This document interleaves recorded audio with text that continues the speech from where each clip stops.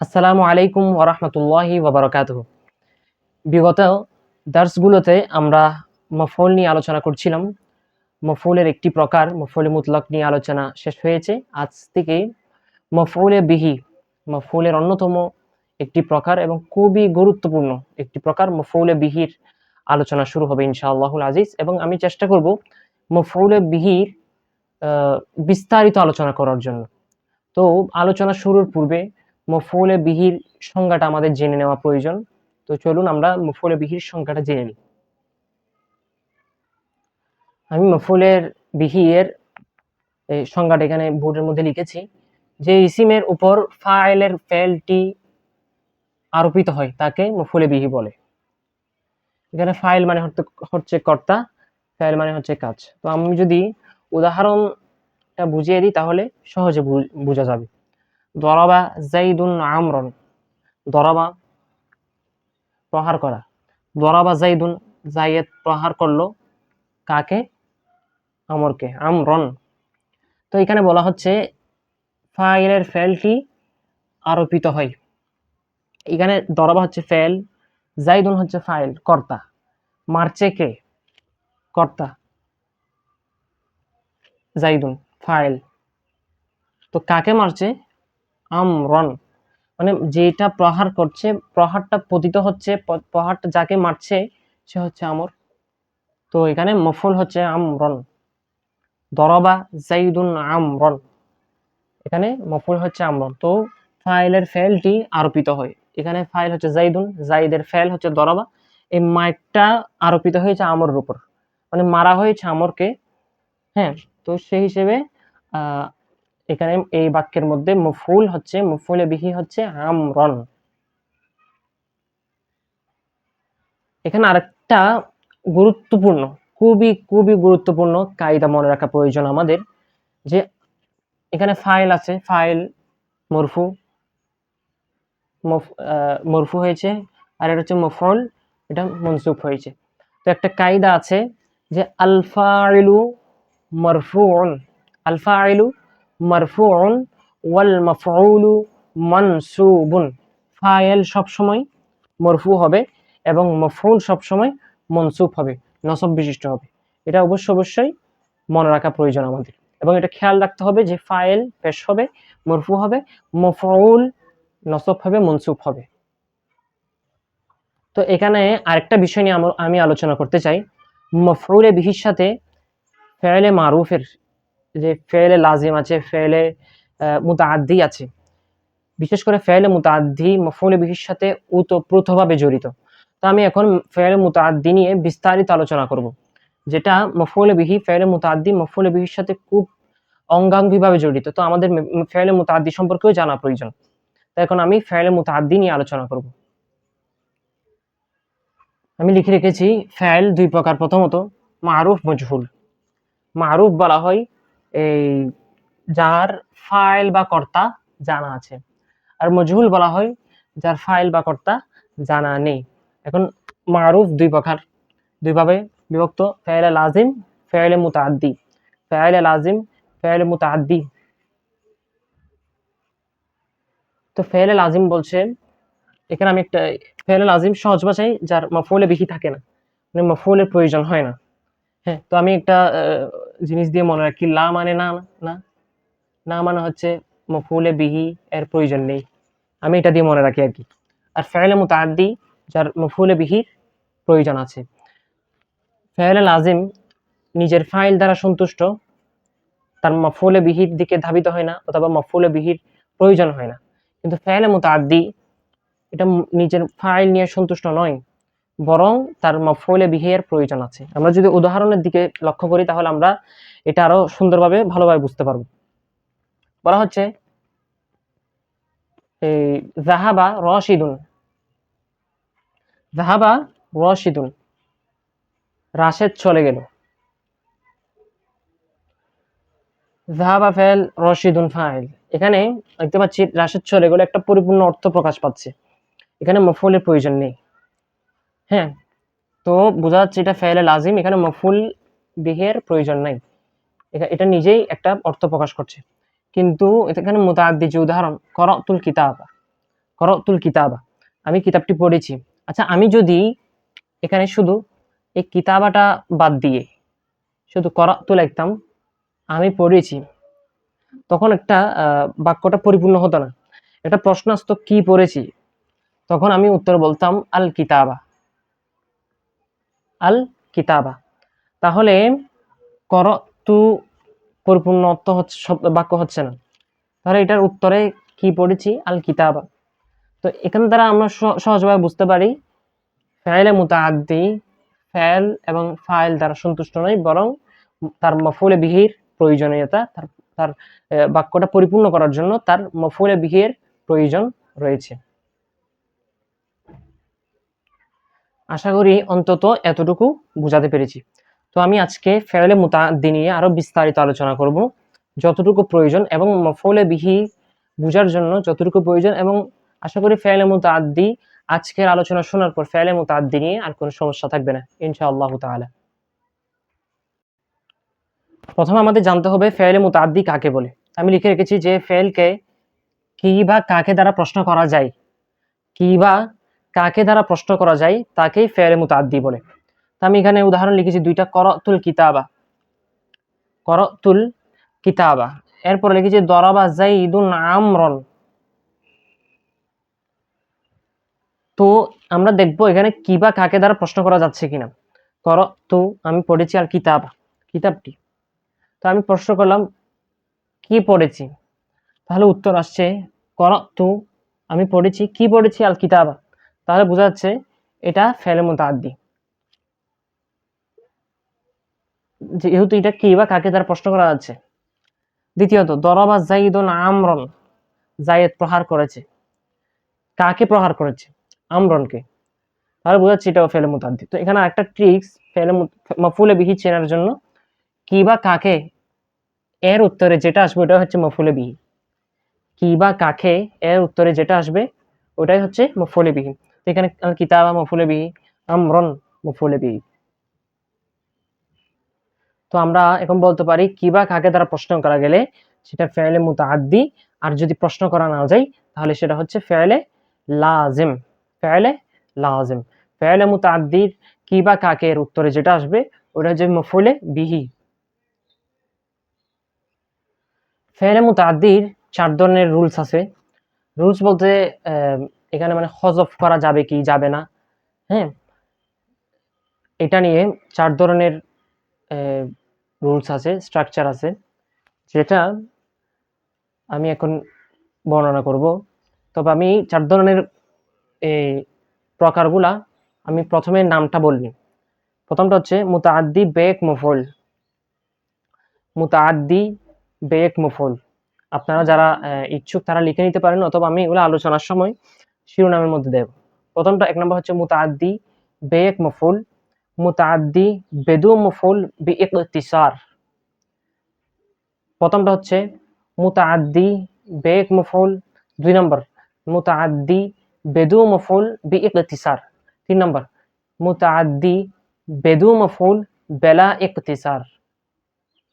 3 নম্বর শেষ। 4 নম্বর হচ্ছে মুতাআদ্দি বেসে মফউল, মুতাআদ্দি বেসে মফউল। এই প্রকারগুলা আমি যার কাছে পড়েছিলাম উস্তাদজি মুহতারাম মাওলানা রহমাতুল্লাহ তহিন হাফিজাহুল্লাহ, উনি খুব চমৎকারভাবে সুন্দরভাবে পড়িয়েছিলেন। তো আমি চেষ্টা করব আপনাদেরকে এটা সহজভাবে বোঝানোর জন্য। প্রথমে লিখেছি মুতাআদ্দি বেক মফউল, আকালতু রুজ্জান, এখানে উদাহরণ দিয়েছি, দরাবা যাইদুন আমরন, দুইটা উদাহরণ দিয়েছি। তো মুতাআদ্দি বেক মফউলের এই চেনার উপায় হচ্ছে এটাকে কি বা কাকে যে কোনো একটি দ্বারা প্রশ্ন করা যাবে, কি বা কাকে যে কোনো একটি দ্বারা প্রশ্ন করা যাবে। যেমন প্রথমটা আকাল তুরুজ্জান, আমি ভাত খেয়েছি। তাহলে আমি প্রশ্ন করি কি খেয়েছি, তাহলে উত্তর আসছে ভাত।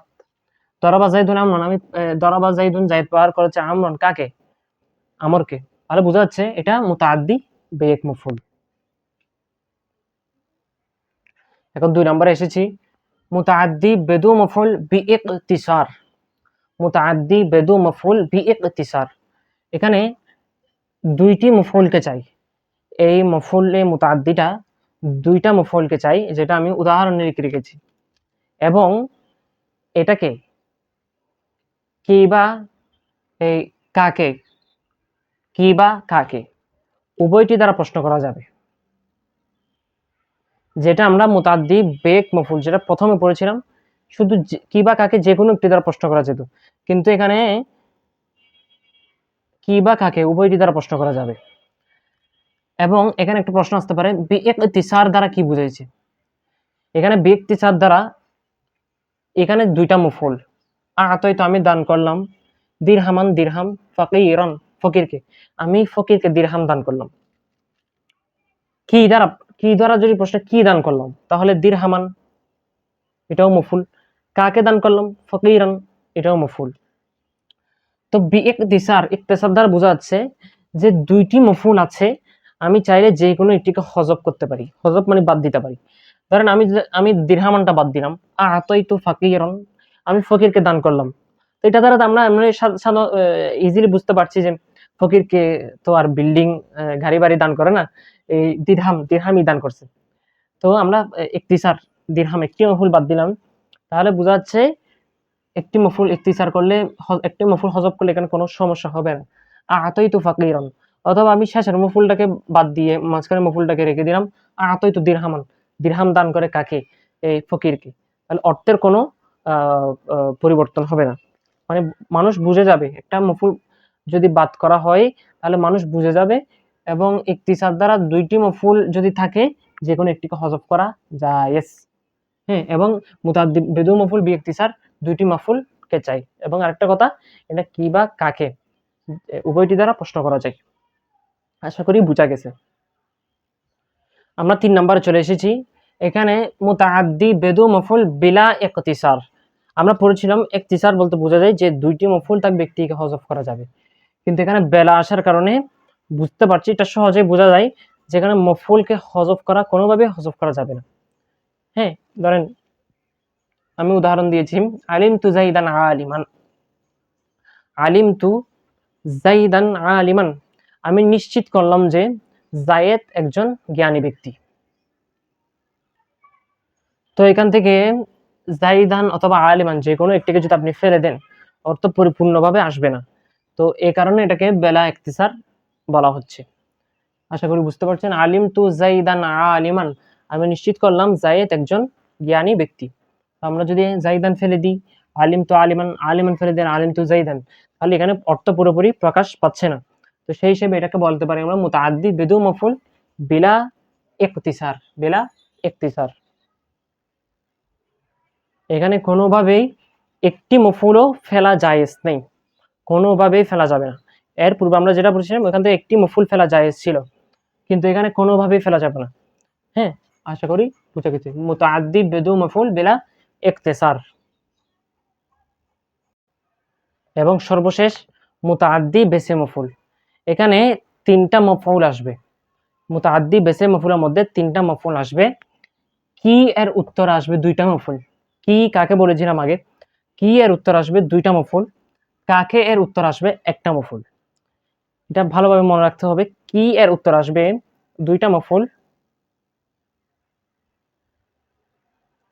হ্যাঁ, কাকে এর উত্তর আসবে একটা মফউল। আমি লিখেছি আখবারা যাইদান আমরান ফাদিলান, আখবারা যাইদান আমরান ফাদিলান। আখবারা সে সংবাদ দিল, যাইদান যায়েদকে, আমরান ফাদিলান আমর সম্মানিত। হ্যাঁ, তো এখন আমি মুতাআদ্দি বেসে মফউল যেটা, এর নিয়ম হচ্ছে কি এর উত্তরে ২টা মফউল, কাকে উত্তর, কাকে এর উত্তরে একটা মফউল। বেসে মফউলের মধ্যে ৩টা মফউল থাকবে, কি এর উত্তরে ২টা মফউল, কাকে এর উত্তরে একটা মফউল।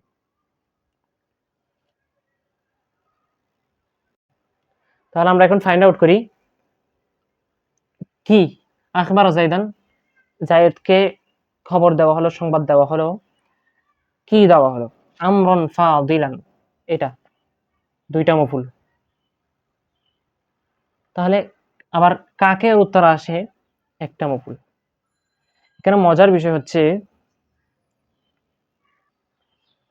মুতাআদ্দি বেসে মফউলের মধ্যে যে 3টা মফউল আছে, কেউ যদি ইচ্ছুক হয় যে এগুলা হযফ করবে, তাহলে হযফ করার পদ্ধতিটা হচ্ছে কি এর উত্তরে যে 2টা মফউল আছে, অথবা কাকে এর উত্তরে যে একটা মফউল আছে, সে যদি কি এর উত্তরটা হযফ করতে চায়, এই 2টা মফউল একসাথে হযফ করতে হবে, একটা হযফ করার কোনো নিয়ম নেই।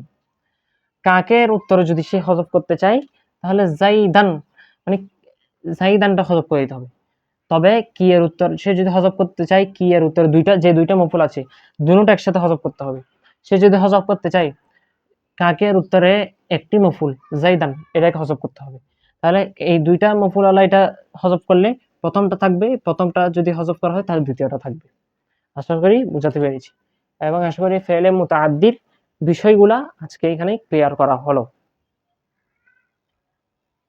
তো অনেকক্ষণ ফেলে মুতাআদ্দি নিয়ে আলোচনা হলো, তো এখন আমরা আমাদের মূল আলোচনায় চলে যাই, মফউলে বিহির দিকে। তো মফউলে বিহি আমরা বলেছিলাম কি বা কাকে দ্বারা প্রশ্ন করলে যে উত্তর পাওয়া যায়, সেটা হচ্ছে মফউলে বিহি। হ্যাঁ, এবং কি বা কাকে দ্বারা যাকে প্রশ্ন করা যায় সেটা হচ্ছে ফেলে মুতাআদ্দি।